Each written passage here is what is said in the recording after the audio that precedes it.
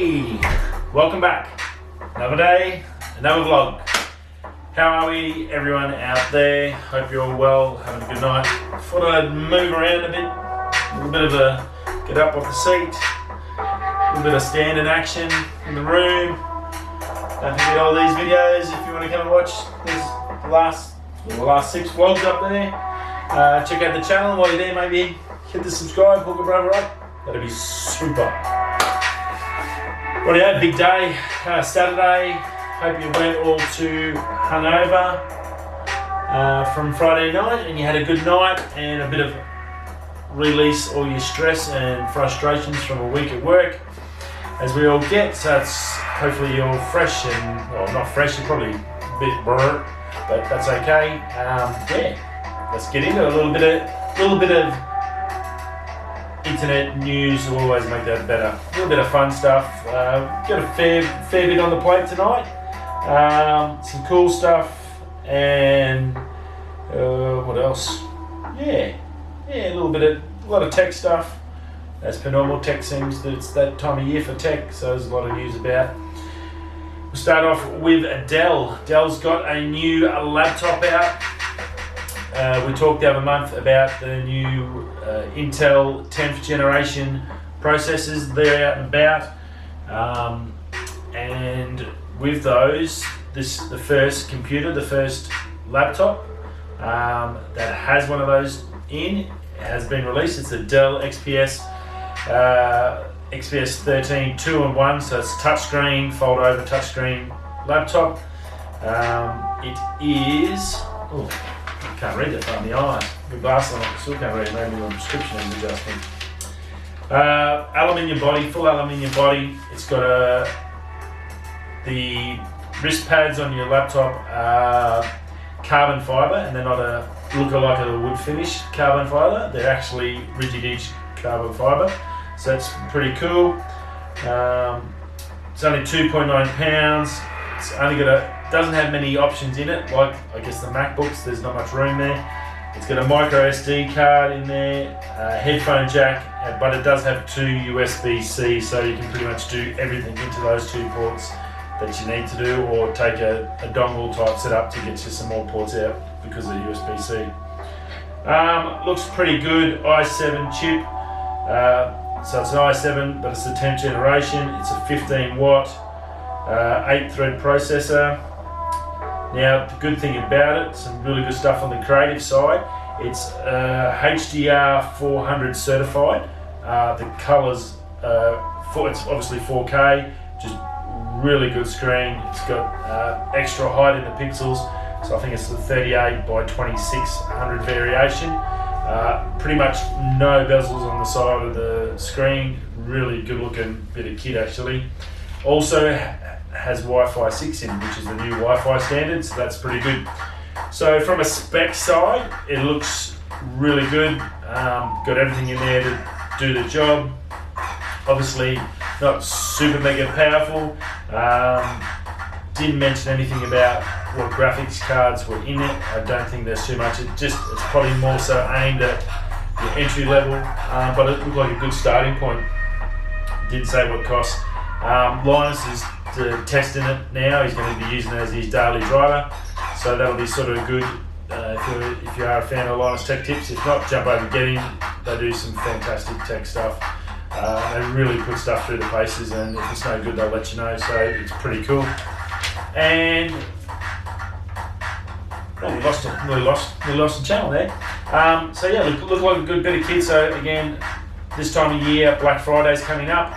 Not sure if, because it's so new, it's going to get much deals, but definitely something to have a look at to see what your options are, compare them to what's out there and what's going to go on sale to what all this new tech. Obviously, it's the first one with the 10th generation, so it may be just a teaser. There might be some better options coming out that suit your needs, so check it out.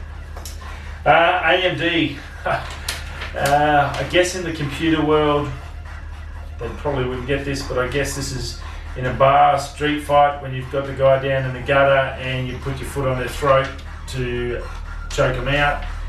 AMD has done that to Intel. They've released the 3rd gen Threadripper today, a 24 core and a 32 core. The 24 cores, $1,400 US. That's the 3960, and the 3970, which is the 32 core, is a $2,000 unit. Obviously big money chips, but packing a heap of grunt and basically smashing the back end out of Intel's high-level chips pretty easily. They are on a roll this year, 2019. I guess computer-wise, there's a clear winner, and that's out of all of them, Apple and everyone, the Samsung. Tech-wise, I would have to say that AMD has had the most wins out of anyone. They've gone from strength to strength. Everything they've brought out has just smashed the opposition to pieces, and just having a ball doing it too. They're not holding back. They could have easily rested and just kept their stuff and brought it out next year, but I don't think they care. I think they're that far ahead.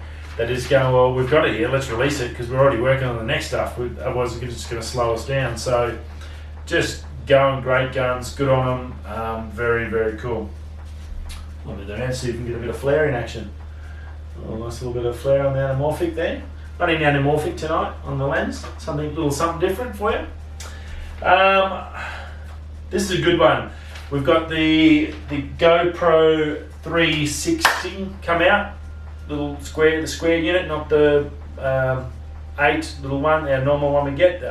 So this is the square one, the 360. Really good, looks good.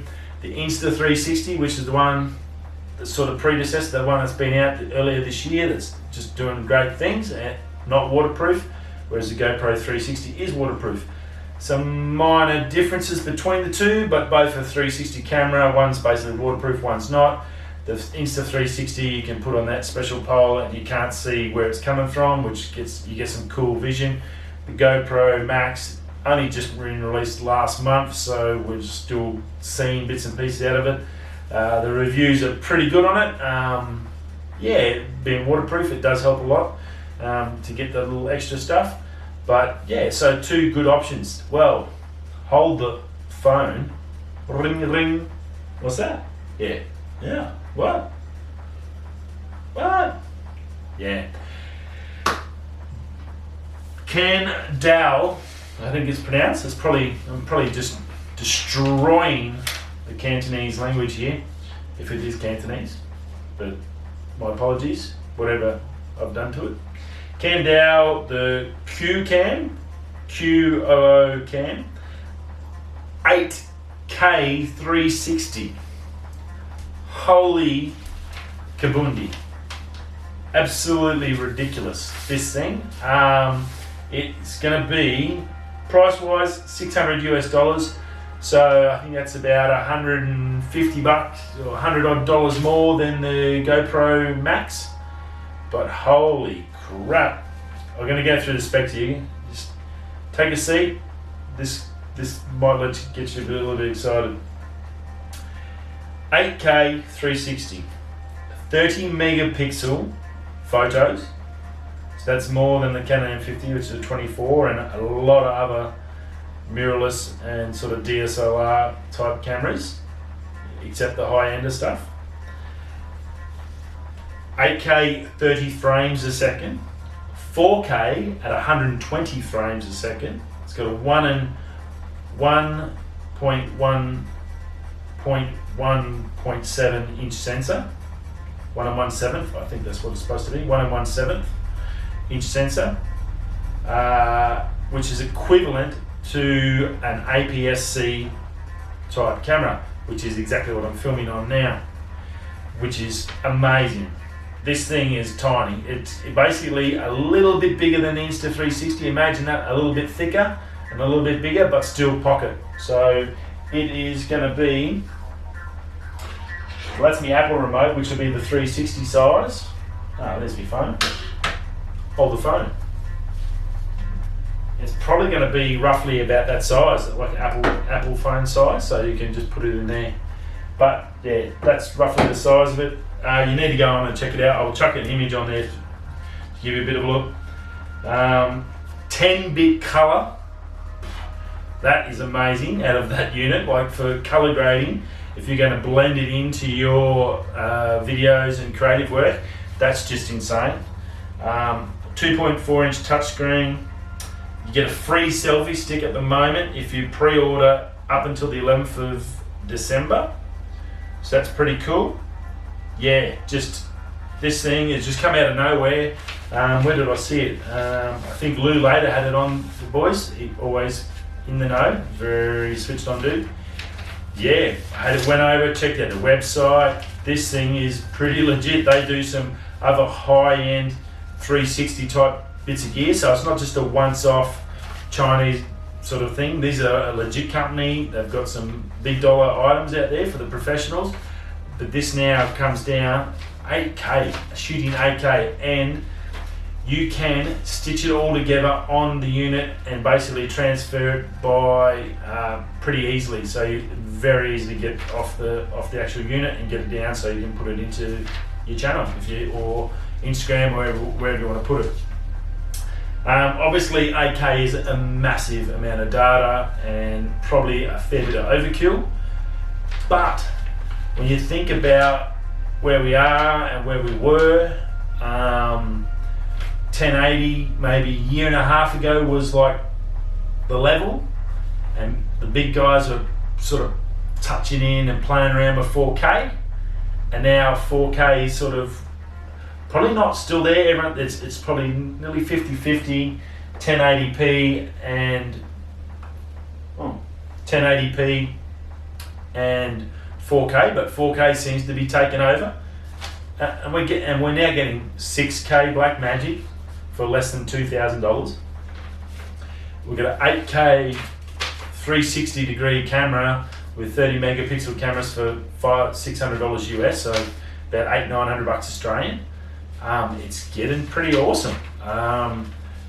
You know, I think a lot of people were thinking maybe in a year or two it'll be all 4K. I'm thinking in a year or two it's going to be all 6 to 8K.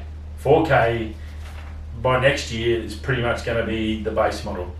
So telcos and that need to get their crap together, because that data is going to be huge, pumping through those NBNs and through the 5G network. It's going to be pumping hard. So very, very cool. So it's a Kandao Qoo Cam 8K. Check that out.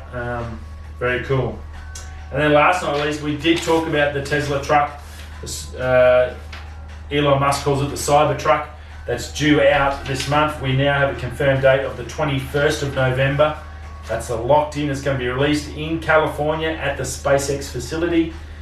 Slight rumors that they may be using it to tow a spaceship, which would be a great entry. Ford, as we all know, if you haven't seen the video, F-150 electric version that Ford's working on towed 1 million pound train carriage. So I would not be surprised if the old Tesla comes out and does like a 2 million pound spaceship, just to prove the point. The good news: $49,000 US entry price. Now that's pretty much equivalent to a mid-range F-150 Chevy Silverado in the States, mid-tier. They start 15 to 20s. The top of the range is about 58. So your mid-tier truck currently now, well, Tesla's saying that it should be, the entry point's going to be at about 49,000 US. So under 50 grand US for a Tesla truck. 21st of this month. Lock it in your calendar. That's going to be a big day for trucks around the world. And that's my tech news for today. Yeah, weekend. Hope you're going out tonight or taking your loved one to dinner. If you got the kids off to bed, kick back, relax on the couch, watch a movie, watch a bit of telly, switch off, take a breath, enjoy life, and we'll see you all tomorrow. So for me, if I'm going that way to my bed in a bit, but first I've got to go this way to do some editing on some photos, but I'll see you all tomorrow. Ciao. Oh, that flare.